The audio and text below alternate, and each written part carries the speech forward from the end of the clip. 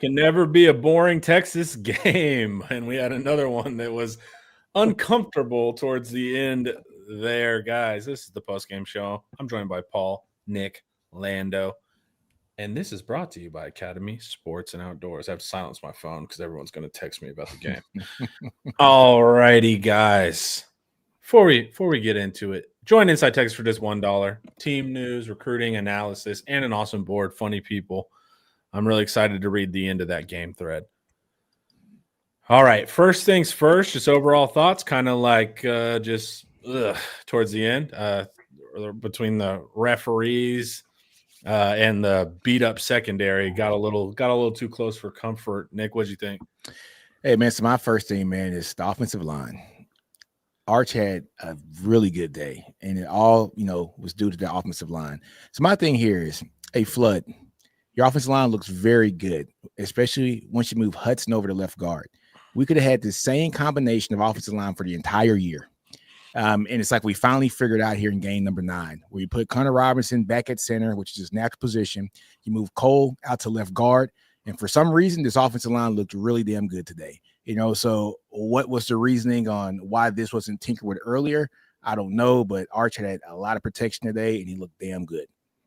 Yeah, I'll let Paul get to his more in-depth analysis quickly. I'll kind of pivot off of that one right there, Nino, and just also admit I agree, because actually members of this panel and then much of Inside Texas, just the community in general on the board, has been suggesting or hypothesizing about this potential front five, this grouping, right? It's the most experienced unit that Texas could or has so far deployed.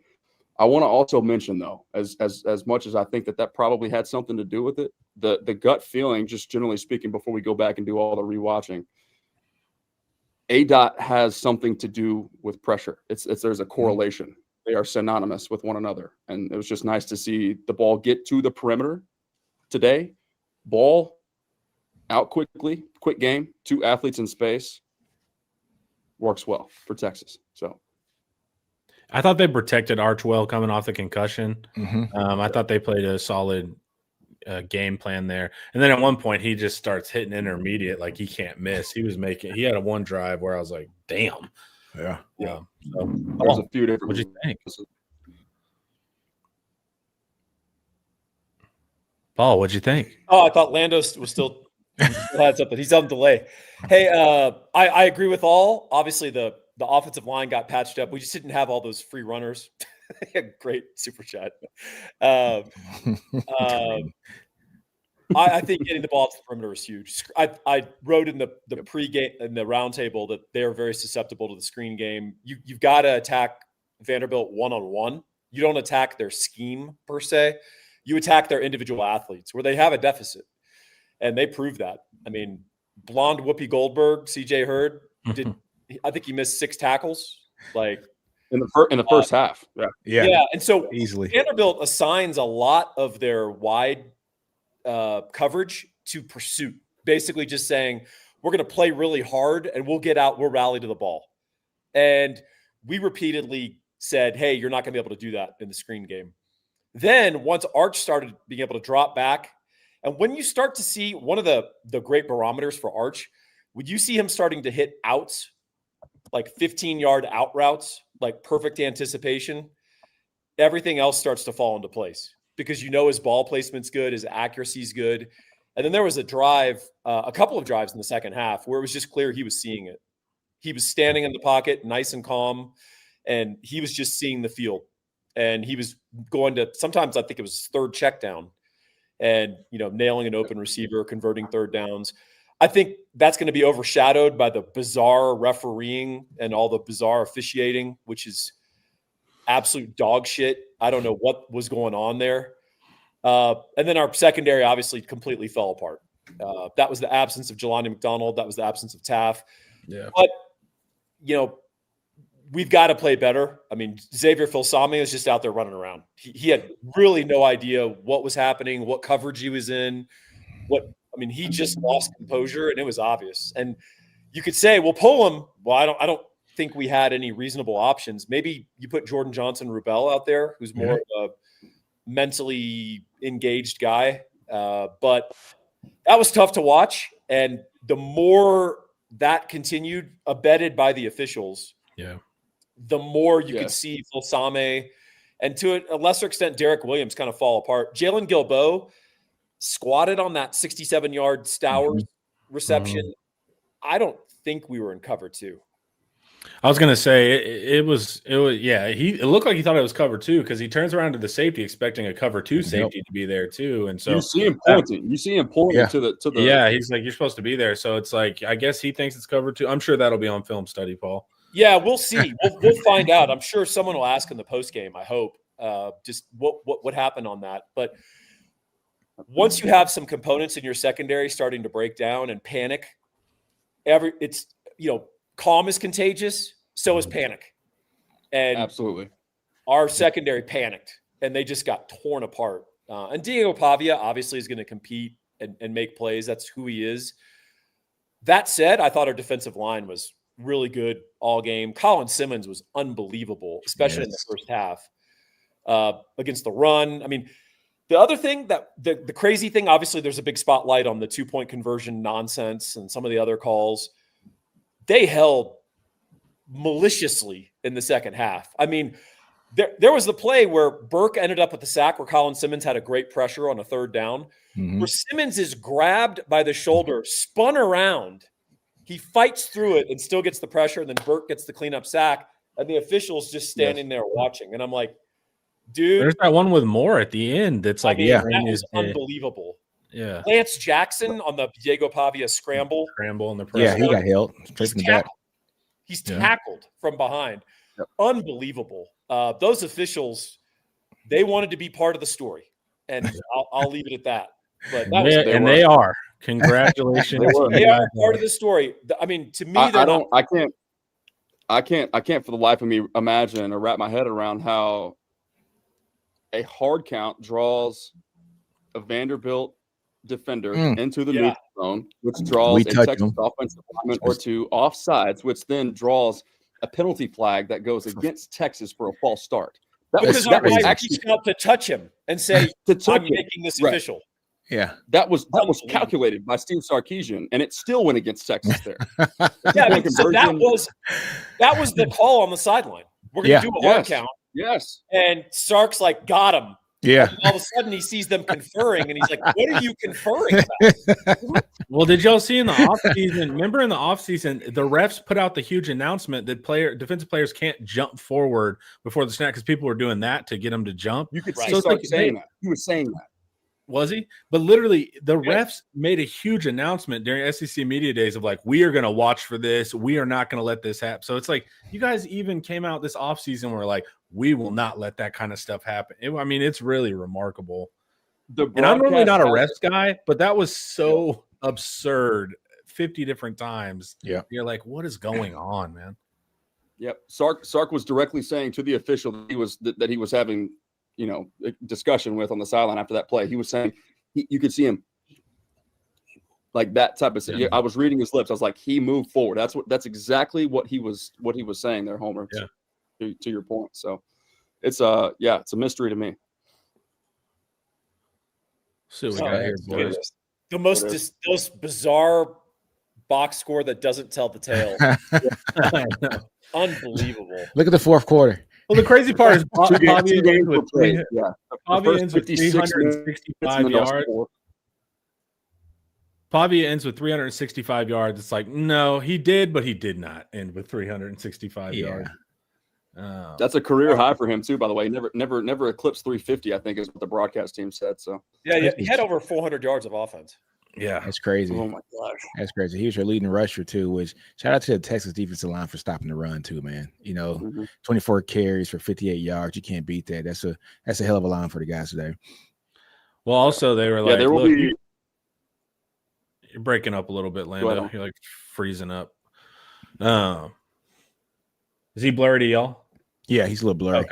All right, cool. I'll refresh. They didn't care about any of the misdirection stuff. They just ran athletes at him, which part was also nice. Just overwhelming all the behind the line stuff and just being like, okay, we're going to get to your guys. Or even if you do misdirect, we're fast enough to catch you. Yep.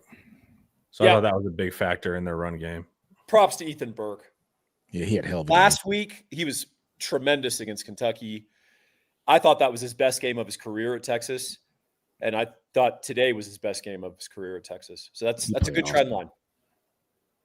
He shows up when it matters. He does. Draft pick. There's hopefully the internet is actually cooperating here and you guys can hear me a little bit more clearly. There's a couple, I know it's not necessarily new, but the biggest moments today on third downs and distances prior to the last 3 or 4 minutes of this ball game here. Ethan Burke, building off of that discussion there, you would see him as the only down lineman inside at the one technical alignment, right? And then you see him spelled by a combination of Colin Simmons, Trey Moore, Brad Spence, and or one other of the Texas pass rush. But it was basically 4 edge rushers on the front 4 with Ethan Burke as the lone down lineman. You see gap exchanges and things like that, but then everybody's sort of mirroring what Diego Pavia's movement was. And it's just that dude looked lost back there. He's a great athlete, especially, sort of navigating the pocket and things and getting out into space, but he had no idea what to do because just the athleticism. Ethan Burke was amongst the chaos there, but just him, Colin Simmons, Brad Spence, and Trey Moore getting after the quarterback as the front 4 with Ethan Burke as the lone down lineman in a one technique position on third downs was just, that was fun football to watch right there. It was very fun. Yep. What do we got here? Wisner. Thought Wisner had like a tough 75. He did. Yeah. Yeah, he ran hard, man. I know like everybody, hates to say this, but he just plays with so much heart. That's, he's just tough, man. He's a tough kid. Today he had great vision, some great balance too today, but the running game has to get going though, man, especially for, Georgia. So this Texas run game, man, just having what is it? How many carries, Homer? 18. All right, so 18 carries. How many yards? 75. All right. That's good for him. But that room has to get better. It does. It just does. I pop in that room. The most effective play in the Texas playbook, at least today, was 2-back set, so 21 personnel with Niblett in motion, exiting at the snap. And then an outside zone play call to the boundary. I think Trey Wisner averaged about 10 yards per carry on that play call today.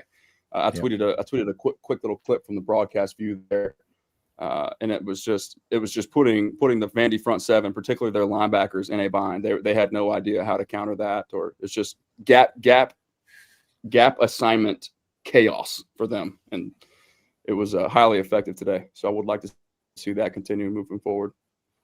Well, let's talk about an encouraging thing. The Texas offense carried the game, carried the day. The 24-10 lead was imperative to sort of we thought doing what we want. Yeah. But probably that last, when they went 5 wide on the goal line with 11 seconds left right before the half, and Vandy got that easy touchdown over the middle because sort of everyone lost their mind. That was a precursor of the second half, unfortunately. Yeah. Imagine if we had seen the Texas offense of the prior 7 or 8 weeks. Yeah, they would have beat the break. Yeah, they would have killed us. So, I mean, I just thought Arch played really well. The receivers played well. We lost Wingo early. They could not tackle Wingo, obviously, first play of the game. But even that 14-yard wide receiver screen, he breaks 2 tackles on that play too. So, had he stayed in the game, I mean, I think Arch, has a shot at going over 400, right? But sure thing. There's a lot of adversity in this game, and we still pulled it out. And the officials, I mean, just so many unbelievable calls or non-calls. But if you beat the other team and beat the officials, that's actually a pretty confidence-inducing thing for your football team. Well, it's remarkable that Texas ends up with more penalties than Vanderbilt. After watching the game, there's no way that you can say After that. watching the game, you'd be like, what? How is that possible? Yeah, there was a clear 5 or 6 holds that weren't called. And, honestly, there's holding on every play, but these were egregious holds, right? I mean, like spinning players around, tackling right in front players, of the ref. Right in front of the ref, man. You got to call that, man. But executed too, 7-11 on third downs.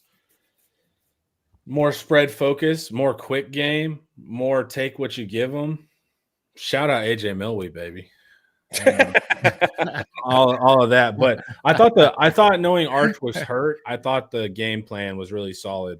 And like I said earlier, for how they utilized Arch, there was only one where he took off. He should have slid earlier, but yeah, and he got hit pretty good too. Now they're talking about his neck being hurt. Yeah, So we got 14 days to get that right. Luckily, same thing. Necks are tough because you can tweak it. You know, if someone spooks you, it's true. You can it is Halloween. So on that point, can we just mention really quickly on the opening play of the game? Obviously, that makes everybody's confidence kind of go. It elevates everybody's confidence to a level.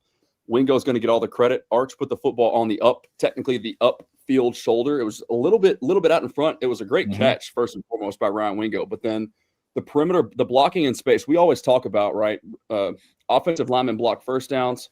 May or may not be true for this Texas team, right? Let's just disregard that discussion. But receivers block touchdowns, or your skill guys block touchdowns. And DeAndre Moore in particular, Emmett Mosley in particular, to the play side of where Wingo caught that football, did a great job, not just getting to a block, but then holding a block to allow Ryan Wingo to make that play in space. That was impressive. And then the second thing that I wanted to mention on top of that, with the neck thing there for Arch Manning, a guy fresh off of concussion, standing and delivering that first touchdown on the quick, I think it was a quick slant to Emmett Mosley. They showed 6-man pressure. They mugged the line of scrimmage right there.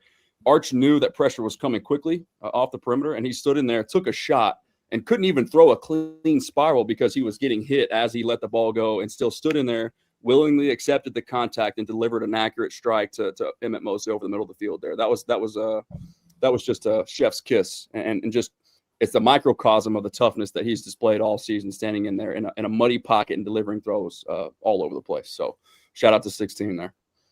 Yeah, that whole rich kid privilege narrative that the other fans tried to go with, Arch is not that, dude. Nah, man. Arch is tough. He's a tough kid, man. Well, the opening color setting the scene for the game was Arch Manning, trust fund kid, has personal servants who wipe his butt every day. Diego Pavia, Charles Dickens character, single mother, abandoned in a coal mine. Yeah, I mean, it's just like, I don't understand these stupid narratives. I mean, it's just so. It's the storylines they got to put up there, man. It's like the good versus evil, let the right? Game be the game. I don't know why you have to create this nonsense. Yeah, well, because most people covering football don't actually know football, so they can't talk about the game. They have to talk about stories about the game. Some kind of narrative. That's their biggest thing. 0 sacks, man. Yeah. 0 is. Yeah. Can you do that? I tell you, hey, man, this offensive line played their butts off, man. This is the most intriguing thing about this team is usually by week 3, a team is who they are, right? You kind of know what a team is by week 3 or week 4. This team week by week is so different. By week 3, I thought this team's done, right? We're not going to win, maybe 7 wins, right? Then we go to Oklahoma and do what we do to Oklahoma, right? And then we got the Kentucky game where we probably should have lost that game. We come and win in overtime. Then we come all the way back against Mississippi State, and you're like, what is going on with this team? And now I'm thinking for this game, I'm like, this could be a game if Pavia goes full Pavia mode, Texas has the opportunity to get beat, right? And to get beat pretty bad, right? Texas just dominates the entire game. So it's like week in and week out, you don't know what you're getting with this team. But I was shocked to see this line block as well as they did. 0 sacks. I mean, that's awesome for them. So just having the right players in the right position, it just boded really well for this team, man. So look, I'm happy for the guys. Please surprise me in 2 more weeks and win this one too. And who would have ever thought that after this game, that Texas would be 7-2 and have the opportunity to win out and be a 10-2 team. If you'd have told me that in week 3, you're lying to me. Nobody would have ever guessed that. This team has everything in front of them right now. Six straight to close out the 2023 season, 5 straight to close out the 2024 season, not including the SEC title game. Was this the most impressive victory in any of those particular stretches? Like if we just account for, and let's just say the home stretch 5 or 6 for the 2025 calendar year, was there a more impressive victory against a team of this caliber for Vanderbilt that Texas has shown in the recent 2 to 3 calendar years? I don't know. That's just something to think about there. I don't know about most impressive, but One thing I will say is from the fourth quarter, rankings wise. yeah. But from the fourth quarter of the last game to this entire game, the shift in the offense to see what they've been able to do just over these past 5 quarters has been amazing. And if Sark can bottle that up, make sure that Arch, always gets his protection. I think this team can do some things here for these last 3 games, man. Well, what's annoying is most of the changes they've made, like half the fan base has been asking them since like week 2 to do. Exactly. Like, get out of 12 personnel, spread the ball out, add quick game, and put Hudson at guard. Yeah. And then sure enough, when they start doing those things, the offense looks functional. So it's not like the team's like getting better. It's that the coach is finally like relented. Yeah. Like trying their weird styles. OU was the only one where it's like, that's not a good idea. And it was a good idea. But other than that, it's these changes are like what you kind of have to do, obviously, to function.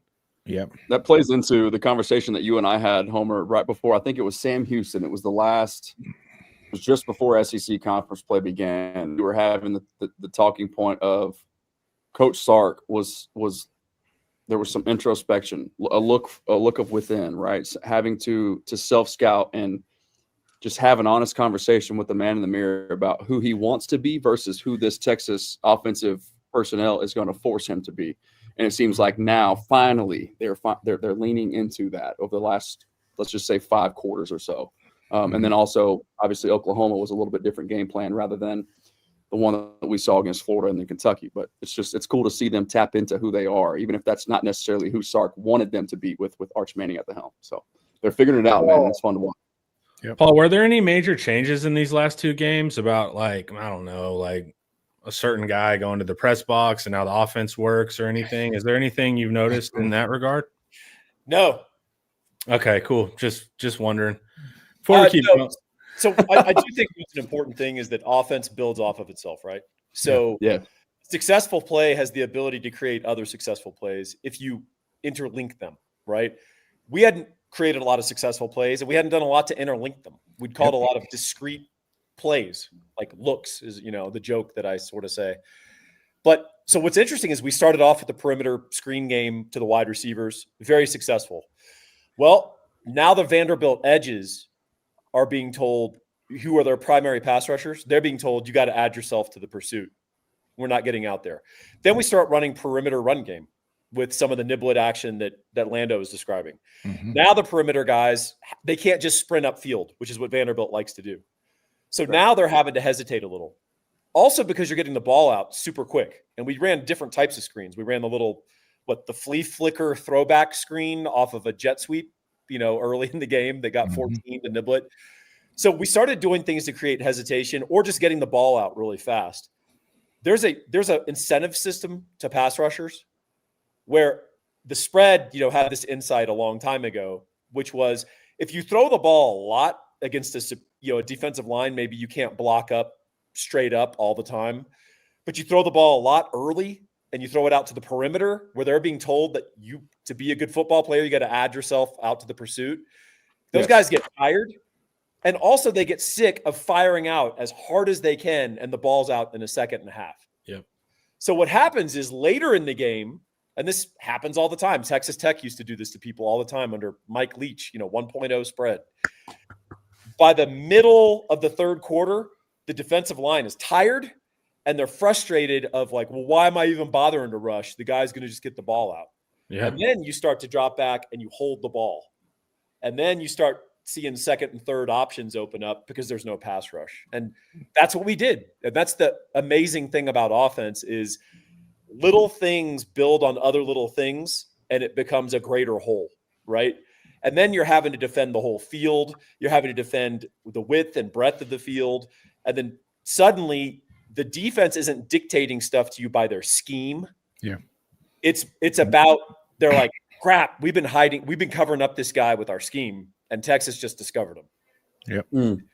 That's the encouraging thing to see that we haven't done in a long time. Yep. Yeah. All right, guys, before we keep going. Academy Sports and Outdoors proudly honors our brave military and first responders for everything you do to protect our nation and serve our local communities. We appreciate your unmatched dedication and countless sacrifices. And from October 19th through November 11th, Academy is giving you a salute with 10% off your sports and outdoors purchases at your local Academy store and online at academy.com/discount. Exclusions do apply. All righty, boys. So Bobby here is not buying it. Don't think Athens will be any better. I want 8 wins. Nothing's changing. Nothing's changing. All right. I said you had to steal one of Vandy, A&M, Georgia, and then get the Arkansas win. I'm still after 8 wins. Yeah. We'll see if it's a corner turn. I don't know. I'm still suspicious of this team. I have trust issues with them now. But I want 8 wins. And can I walk the trust issues back maybe a half step, just 1 second, and just mention that we don't see the same coverage, but we don't see the coverage bust that happened against Stowers there with the 67-yard game. That just sort of reshifted some of that momentum that Texas had captured for the entirety of the game, with the exception of maybe the end of the first half there. 16 on the defensive side of the ball matters big time for this defense. Yep, Taff.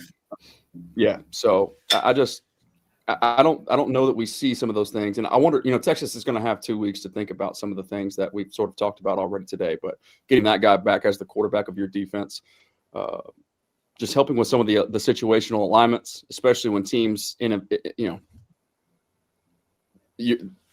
going to try to exploit the Texas pass rush and their defensive front in general with more tempo, similar to what we saw last week. I think Arkansas will definitely have the ability to do a little bit more of that as well. But man, 16 would have made a difference today. There's no question about it, especially last week too. But losing McDonald, that's where those trust issues are coming from. Yep. Well, no, it's the offense I don't trust. Oh, that's what you're. Yeah. That's a different discussion. Yeah. But with the secondary, for sure, like there's no doubt that Taff and McDonald were a huge miss. I don't think the secondary is as good as last year, period, even with full healthy starters. Yeah. So I still think we're vulnerable there, but I don't think, like I said, I can't remember like a true bust like that where it's just no one's on them. Like we do this thing where we let the middle of the zone open and someone catches it, but like an actual just 67-yard bust is very, very rare for us. And so that's where I was like, damn, we are missing our secondary. Is there also something, maybe the question for Paul, like to elaborate on the internal clock of a corner when you're manned up, and it's actually it's sort of a match zone that turns into man, right? So like for example, when Diego Pavia took off up the sideline, I think for their second touchdown of the day, for like the 20, 30 plus yard scamper, whatever it was, Xavier Filsaime still had his back to the offense. And he's kind of running with whoever his man in coverage there was. At some point, that internal clock has to force you back to just get your eyes around, your head around, right? I mean, is that? I mean, in that situation, I'd have to know what we were in. But if you're in pure man, you're in pure man. Yeah. Your job's to run with the receiver. That's not your job. Now, the question is, why is Filsaime doing that?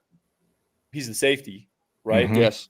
So maybe it was a switch. I'd have to go back and rewatch it on the all 22. I do too. I feel like I'm talking you're out pure of both man. sides There's of no my internal neck clock. There's no turning your head. You're in man. You cover the guy. And if your containment is not your responsibility at all. So one thing that is interesting about Taff being out, obviously huge, because he's the main brain. The number 2 brain is Jelani McDonald. Correct. Yes. Both of them out. That's the problem, right? So, you've seen Starship Troopers. You had the big brain. That's Taff. And then imagine a little secondary brain that's linked up to the main brain, and that's Jelani McDonald. And they eliminated both. And then you got Filsaime just running around in circles. And Derek Williams, he just doesn't look like he's back, physically, like the speed of the game and that kind of stuff. And then, honestly, our corners weren't great. And I do say if I have a criticism of the defense, and I'm saying it within the context of the injuries and all that, so I get it. Yeah. I'm kind of giving him a free pass on some of that. But I will say that we did a poor job of taking away Diego Pavia's spots. Those are all the throws that he was throwing are the throws that he throws. Correct. we didn't make him throw intermediate routes outside the hashes. Mm-hmm. We didn't make him throw progression routes up outside the hashes deep. And when we did, they were incompletions or they were out of bounds. Exactly. There's Especially in the fourth quarter. Yep. There's little throws outside the hashes, short, and then wide open throws in the middle between the hashes. I mean, that's Diego Pavia's sweet spot. And you can say, well, he's a limited quarterback, and he is. That's why he's not going to be an NFL quarterback. But in the college game, he is deadly on those throws. He's automatic. He's like crazy, super accurate. Think about how many 3rd and shorts he converted, throwing nice balls like out on little out-breaking routes short, right? Yeah. It's all pre-snap. It was it was three consecutive explosive plays to the same spot that you're mentioning there in the 4-minute drill. Yeah. So I do think that there is something to be said for, we're down, we're not covering well, we got guys panicking. We still should have a scout on his spot. And we should still, that was a little bit frustrating to me. But again, when things start to go downhill in your secondary and you've got big, weak links, it's kind of like your offensive line, right? Your DBs are your O line in the sense in the defense, because it's about cohesion as much as your individual talent. And when the cohesion falls apart at multiple spots, even your good guys start to panic, start to be like, I got to go do his job. And it's like, well, the minute you do that, now we're sunk. And so that's how you give up 21 in the fourth quarter. Yep. Those losers, man, they tried to do our Mississippi game plan, dude. Didn't work. And I had friends texting me in the third quarter like, well, when we get this score, do we just go Caldwell fourth quarter as quarterback? And I'm just like, No. dude, just shut up. Have you ever watched football in your life? Yeah. Have you ever watched a second half Sarkisian team? Like, exactly.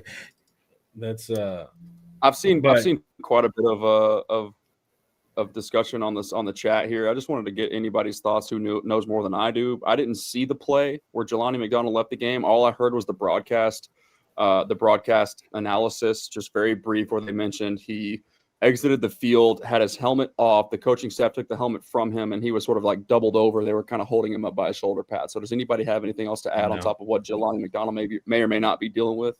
No, that's all I heard. Too. Go to Inside Texas, because I know Justin. That's what I just put in the chat. Because I know Justin said he was texting his dad, and so he'll probably have an update for us soon on the board. But I didn't know if you guys saw anything. Be subscribed.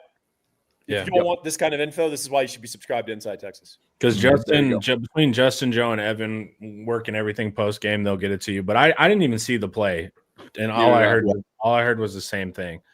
So I have no idea what happened to Jelani. And then Wingo just caught his thumb on that jersey, right? On that. Yep. Kind of snagged it, right? Yeah. So. Do you think he dislocated it or broke it?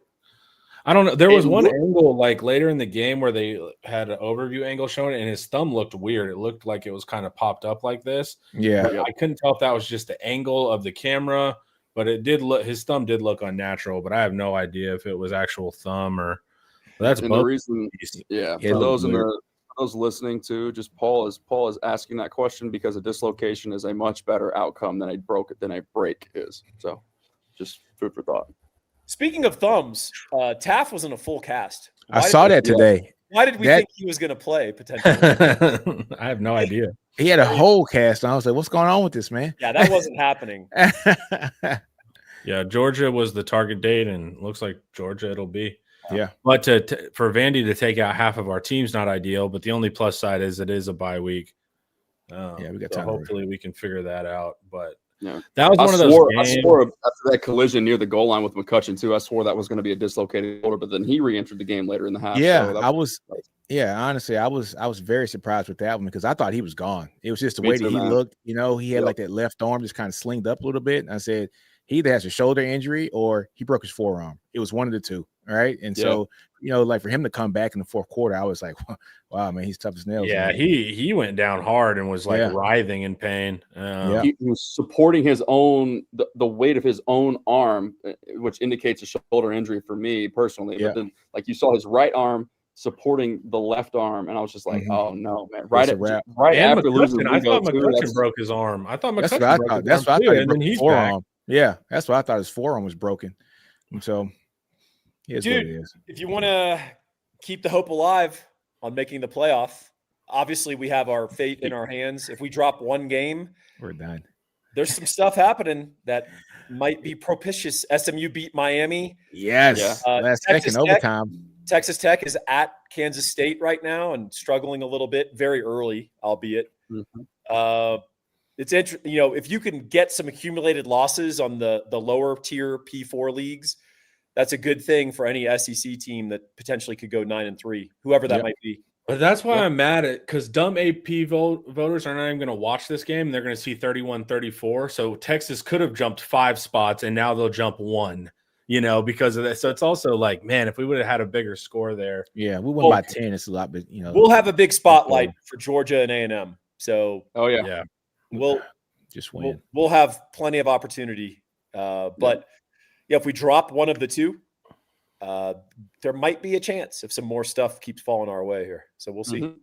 Just keep playing ball, man. Keep playing ball. Joke's on me, honestly. I'm sitting there towards the end of the game, whenever it's a 4-possession game still late in the second half, and I'm starting to calculate in my head, okay, we got the first CFP selection committee show happening this week. I'm like, with a win like this, a 3-touchdown victory or so, a 3-score victory or so for the second top 10 victory so far this season for Texas, we could see them jumping a few spots, right? And to Homer's point, now that it's a close game, we're going to have people completely just disregard context and eliminate the first, let's say, 56 or 55 minutes of that game here, and now Texas won't probably be in the first selection show, but they'll be knocking on the door.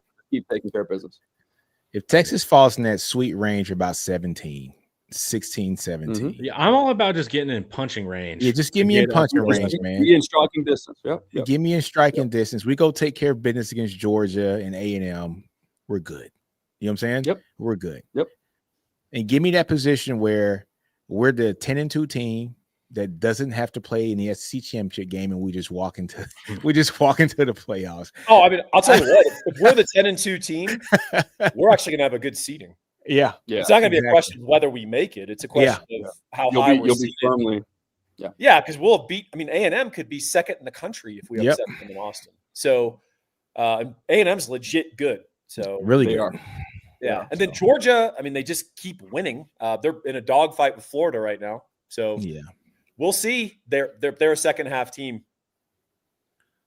If we go 10-2, I'll be absolutely I'll be flabbergasted. I'm telling you, I'll be flabbergasted that my preseason prediction of 10-2 was correct. Yeah, exactly. Yeah. Dare I say I'd be aghast to see something like that. But aghast. Let's hear a word from County.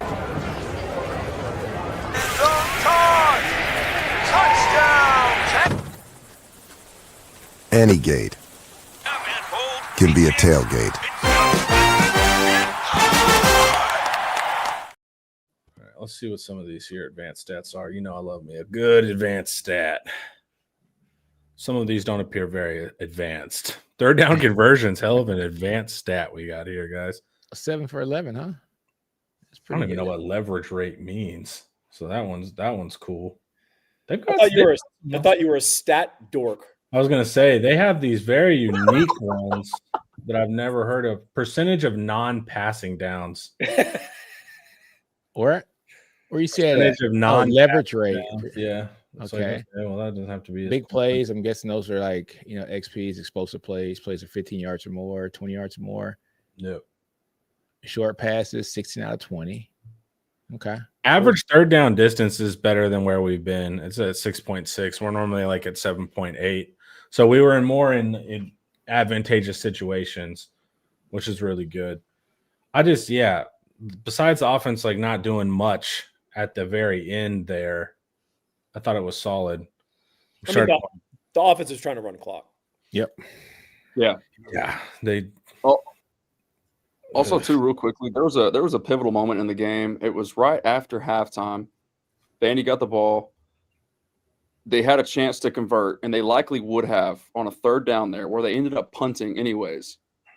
But on that third down play, Brad Spence got caught in space it was a check down, maybe a swing pass to one of their skill players to the field side. Brad Spence is isolated on an island with a skill guy. He breaks down, keeps his outside shoulder clean, contains the edge, forces him back inside, and still breaks down and makes the tackle, forces the punt.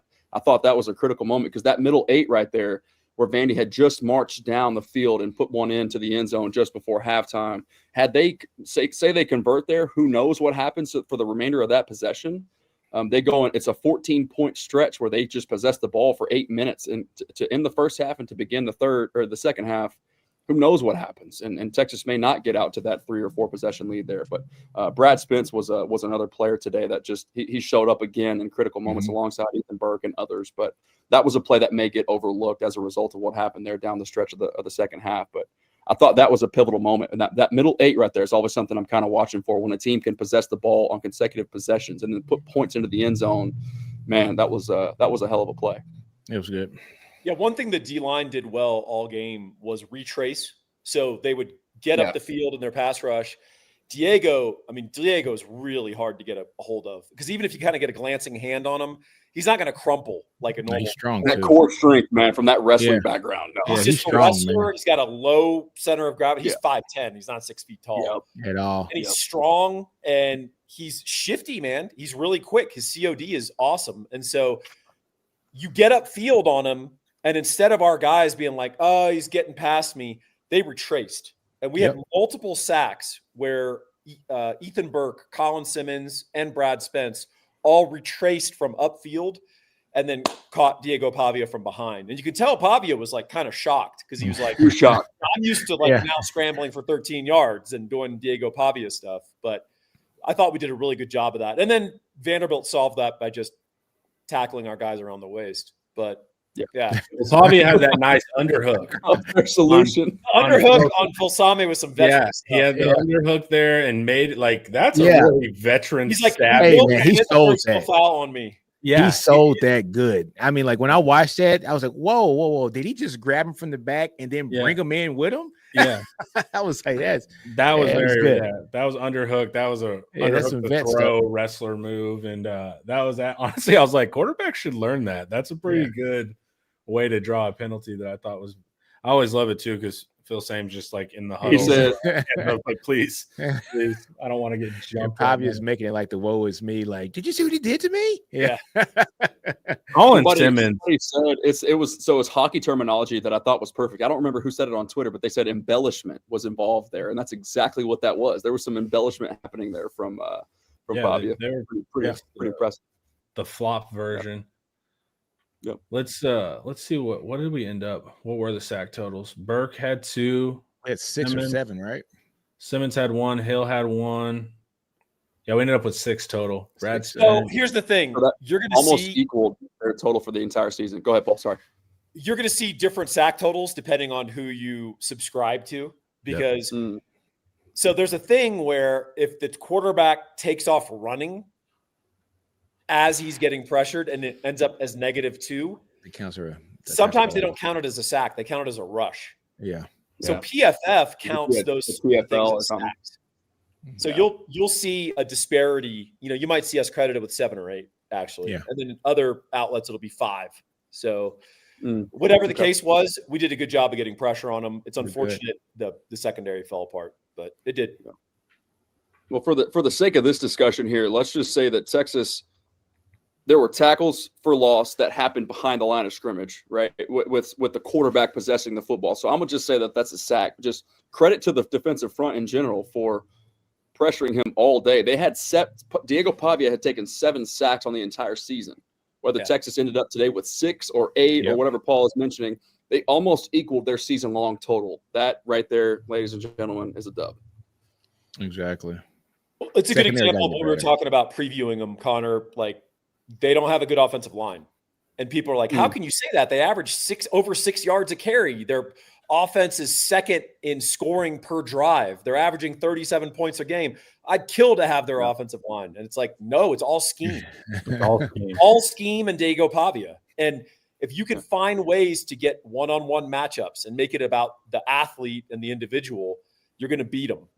And part of Vandy's special sauce is that they disallow you from doing that, right, through their scheme. But we dominated them so thoroughly, they didn't even really attempt quarterback run game. And that's a crucial part of Vanderbilt, the +1 run game. I don't mean like scrambles. Yep. I mean, a guy's got a lead blocker Diego takes a step back, and then sprints up like a fullback. Mm-hmm. They didn't even try it because they were just getting crushed at the point of attack by guys like Canoe and all those guys inside, as well as our edges did a good job. So, and when we did give up contain, there was usually some nonsense involved. So, I thought Vandy. Now, of course, they almost come back, but they were still running their offense like they weren't down 3 scores. And to me, if they could have saved themselves an extra 2 or 3 minutes by not draining the clock and playing that style, there's a chance that this score can be different. So it's like, I also thought strategically they're known for their strategy and kind of awareness. And I thought that was one thing. They were still running the clock down and moving at their pace that I thought was interesting. Because remember, Paul, you asked, you're like, what does Vandy look like at tempo? And I'm like, this would be the one time to try to see Vandy at true tempo. And they still were just chugging along, and it still almost worked, but I thought they could have at least given themselves a minute or two more in the game if they didn't do that. I agree. Well, part of it is the nature of their offense is set piece. Right. So you have to get everything going, and then this guy goes in motion. So you can't suddenly just become a five wide spread team, proficiently. Yeah. Although Vanderbilt's one of the few teams that they can kind of run whatever because of Pavio's. I'm going to say, with our secondary, I would have become a 5-wide spread team, and then I would have been thrown up the middle. I'd have been airing it out. I don't think they realized how much we were going to crack until we cracked. Yeah, I agree. I could see that. We need a safety in a corner or two in the portal. Yeah. We have young corners for next year that I think are going to be interesting, but the key word's young, and it's going to take projection. We absolutely need safety at corner because our safety in the portal, because losing Taff is going to matter a lot. But also, it's hard to talk like with Taff and McDonald out. It's like they're going to – I think Paul made the correct point. They looked bad, but they looked worse than they should have looked. Exactly. Yeah, because you have your field journals back there. Like, we don't expect them to be good, but we expect them to at least have some core competency. And at times the safeties, they don't even know what's going on, And so that's where it's tricky because you can learn the schemes. I mean, study every night before you go to bed, man. You can look over the diagrams. But I think Texas will feel pretty good. I don't necessarily disagree. It's going to be difficult to replace an All-American NFL caliber football player like Michael Tapp, but you'll have Jelani McDonald in all likelihood, Derek Williams, Jonah Williams. No, Jelani's going to be out of here. I don't know about that, man. Yeah, Jelani's going to be out of here. The NFL likes him. Yeah. Yeah. Well, Lando's like, well, maybe not. But you never know with portal changes those things. If you don't like your grade, he's still got eligibility to return. We'll see. Yeah, he has eligibility, but Jelani wants to go pro, and the pros want Jelani. So this is what we need to do. We need to find another Makuba. Mm-hmm. Hard to do, but we need to do it. Well, I agree. Some veteran in the portal like that, because we were not looking. It wasn't just athleticism out there. It was like we didn't know what was going on, and that was a little bit scary. It was. Niblet, huge disappointment. Didn't score 3 touchdowns. What's going on, dude? Yep. Did Livingston or did Niblet give up on this team, guys? I didn't even see him out there, but they did that. They did the directional punting stuff. They also did a cool wrinkle. If you notice, the punter would hold the ball for a long time, almost like he was going to run the ball, maybe. Yeah, like he was going to fake it, but really he was just giving his guys an extra 2 seconds to get down the field. I thought that was a smart way to handle that. If coordinator going forward, that's how I'm going to kick to Niblet. I'm going to make my punter hold the ball. We're not going punt block, right? So. I thought that was a good wrinkle. That's good. Quality special teams coordination right there, I'd say. Yeah, I think that's a really good answer. Adding to the dream, Louisville down 16-7 at Virginia Tech right now. I saw that. This is all very interesting. In front losing, just let them keep losing. You also want Notre Dame to get upset, by the way. And they will. No, they I want everyone in front of us. No, Freeman's got his focus on. I want everyone in front of us. I like Freeman. I like Freeman too. I don't think he's going to give away a game. He knows what he has to do. Yeah, who do they play in the rest of the season? They got Navy, Pitt, Syracuse, and Stanford. Yeah, they're not losing. 0 sacks, 0 turnovers, 1 punt. That's how you win ball games. Yeah, I agree. Thoroughly agree. Yep. We had 1 punt. Yeah, we had 1 punt in the third quarter, fourth quarter. It's fourth quarter. That's the first time we punted. That's crazy. Yeah. Yeah, because there was Whenever we a missed went 12 field personnel. goal in there, and then was there a failed fourth down conversion somewhere else? But for us, Yeah, I don't think so. It might have just been one. No, that was the 4th and 5. It's a 4th and 6. That should have been a 4th and 1 because we drew them off sides and we got pushed back. That's what it was. Yeah. We threw the ball around well too. I mean, you look how many guys have yards here. I thought that's a big key of like actually activating all of our pass catchers. Yeah. That helps too. If you're in the spread and you can hit everybody, that's when you become really, really hard to deal with. So I thought they did well there. It's kind of funny with the offense too, Homer, because it seems like if everybody gets healthy at the right moment, which it looks like that's what's happening, Mosley's starting to kind of get it in right now too as well. So he's starting to get healthy. Baxter, get healthy too as well. The line is starting to shape up pretty well. This offense is looking completely different than what we've seen those first 5 weeks. And so if we can count on some playmakers getting healthy going into Georgia, Mosley's starting to hit stride right now too. So he's looking like our most go-to guy too as well. You have Wingo out there in the outside, man, just kind of doing this thing. I think this offense is going to be fine, man. I don't want to jinx it, but it just looks completely different than what we've been used to here for those last 5 weeks, man. So just these last 5 quarters, if we can kind of just bottle that up and do it again here in Athens, man, I think we'll be fine. It's definitely hopeful. Yes, it's hopeful. Yeah, and the play style, compared to the earlier weeks, 1,000%. Yeah, man. I noticed this too, his accuracy intermediate. That wasn't really Arch's strength, like just sitting intermediate and sitting in the pocket and doing it, but he looked great. And then also, too, we can't neglect the fact that, like, maybe he is fine intermediate when the pocket is clean, right? We've had to evaluate Arch's ability based on dire circumstances. When he's running for his life. Chicken or the egg. Yeah, and so it's like he looked really good, man. Hey, an important question needs to be addressed in the chat because it speaks to larger existential things by Josh. What do you say? Elevate that one, Connor. Question is, do we root for number 18 Oklahoma or number 14 Tennessee? Always the team against Oklahoma. Yeah, you always pull for OU to get their ass whooped. Yeah. Like a true Texas you can fan. play the well, actually, it turns out because Tennessee might be a competition. No. What OU to be destroyed. You want it to be of a crater. Yeah. Well, actually, you OU and A&M, I never root for. Then you know what? Pull for Vanderbilt against Tennessee. Last game of the year. Got to pull for all your wins at this point, but it's tough. They say a meteor. Bobby says a meteor. Yeah. Well, so Vols, for those who don't know, the game is tonight, and they're doing their traditional blackout because their colors are orange and white. They're dressing for OU's funeral. Yeah. The OU funeral, huh? Yep. Josh, I'm with you, man, but these guys aren't hearing that. We got a bunch of Neanderthals on here with us. But, I see where he's coming from, though. You could make the case that Texas already beat top 10 top whatever they were at the time, ranked 6 overall, I think. Yeah. You beat a top 6 OU team. Does that boost their strength of schedule? But the problem is that for Texas, if they win out, the strength of schedule isn't going to come into play anyway. Yeah. So that's where Paul is saying, no, just root for OU's demise no matter what. Yeah. Also, OU's got other losses coming, guys. It's not. They sure do. Well, that's the thing. It's like OU is not a true number 6. They're not very good. Yeah. Is that a 7:00 game? Yeah, it says 7. You see Sugar Cane Daddy? He goes, "Is Josh a bot?"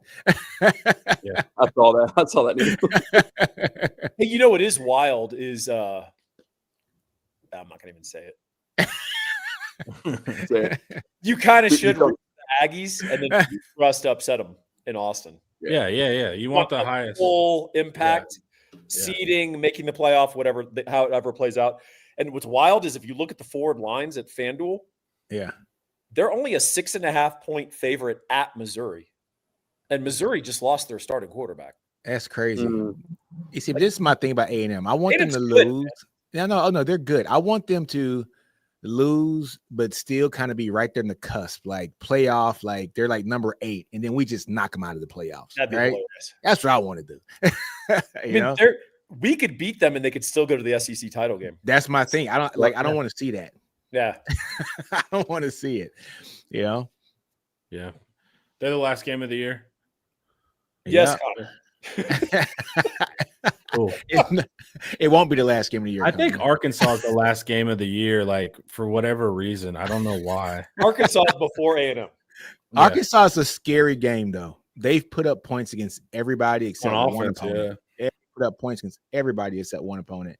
I think it was Notre Dame kicked the crap out of them, right? But everybody else, they put it like 30 plus, you know? So it's going to be scary. Defensively, it's me, you, Paul, and Yes. Homer, And my son. Yes. yeah. And my newborn in the other room. Actually, so they play Mississippi State today, and that's going to be a low-key great game of like desperation. It's going to be a fun game. Because Petrino is trying to win the job, right? Yeah. And they've been playing a lot better since he took over. Yeah, and then I honestly, I'm not a huge fan necessarily. Like, I don't wish the Bryles coaching tree a lot of success, but Mississippi State fans wanted to fire Levy after that game.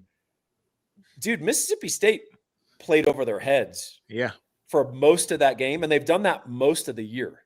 So, but they haven't won a conference game in what? They just don't know how to win yet. Like, that's the problem. Like, they don't know how to finish. I mean, I also don't know how to finish when we play Westlake right before they were going to the playoffs, and they were better than us at every position.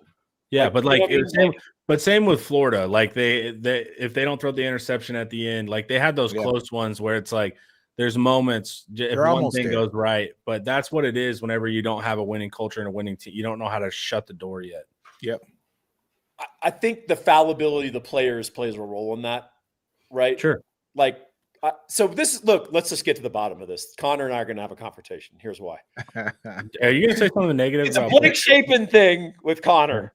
He doesn't want to blame Blake Shapen for anything. Oh, no, I do.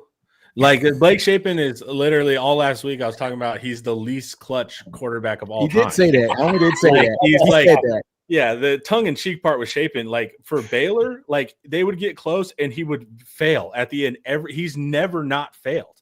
And then my favorite part is the last week, he's holding the ball at the end and he just drops it himself. And I'm like, this is the most Shapen. I'm like, this is absolutely beautiful, man. It's the most Shapen moment ever, right? Shapen of water. Refs secondary. You see what you allowed to happen. 1-3 versus. We are so close to not having that comment.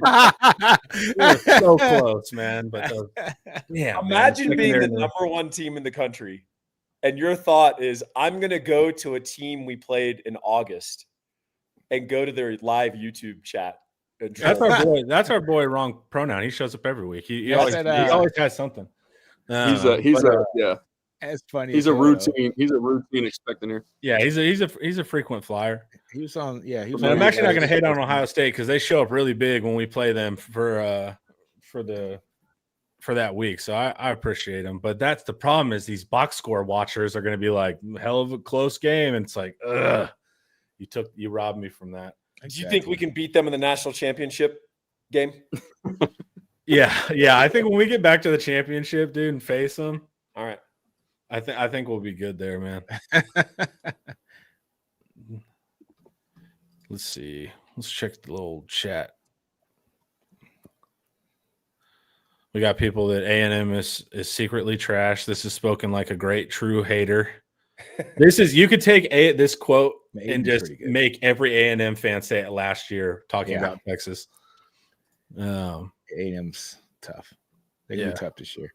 That's the one you want to win, though, man. I would just say get to your 8. It's perfectly fine to say A&M's trash as a Longhorn, but go watch Marvio Craver and Casey Concepcion run around on the field. And they're moving at a little different speed than other people. I just hate Ohio State can talk mess because they haven't played anybody this year. Let's just keep. I mean, other than us, they beat us, but including us. I mean, after us. I mean, it's a bunch of like, ugh. You know what I'm saying? Well, it's also like I don't like our fans chanting overrated. I don't either. It's like it sucks. We're kind of mocking ourselves here, guys. Yeah. But it still was funny. It is because he's gotten so much press coverage. I thought the fans did a good job. The scoring early to get the fans engaged, I thought was really important. We didn't have to break out any water bottles. Any final thoughts, guys, as we move forward into this bye week of rest, recovery? We can really center ourselves. Anything important going forward besides hope we win? Just get healthy. Get healthy, man. Get our secondary right. We get Jelani back. We get Taft back. That's going to help us out a ton. Dawson's, the line should hopefully be gelled just a little bit more after having just more reps together. Just get healthy, go into Athens, and just shock the world, man. Yeah, I got a message for all the people giving out almond joy on Halloween. What kind of monster are you? Yeah, I know. What kind of garbage person are you that you would do that instead of a Snickers, $100,000? I love $100,000. $100,000 is a good candy bar. $100,000 is like more popular other than Halloween. I like a crackle. I don't know about you guys, but what kind of monster gives out mounds and almond joy? You're a disgusting person. You're a bad person. on that same point too, what kind of monster? Well, let's just say it this way. For me, I get home today forgetting that ESPN is in bed with ABC, and then I have to go through I have to go through 17 loops with three kids. I'm wiping butts. I'm changing. I'm doing laundry. I'm trying to completely just add my 17th subscription of the football season to make sure that I can watch every single game. And I'm just like, man. You see Sankey's clear conflict of interest. Sankey post just signed up for Hulu Plus because of that. I'm like trying to squeeze that pot for renegotiations. I was like, hey, wow, Sankey sided with Disney on that one. What shocking, right? All right, everyone. Good win, bye week, and then we got some more talented teams coming up. This was the postgame show. Thank you, Lando, Paul, Nick. And it was brought to you by Academy Sports Outdoors. Goodbye.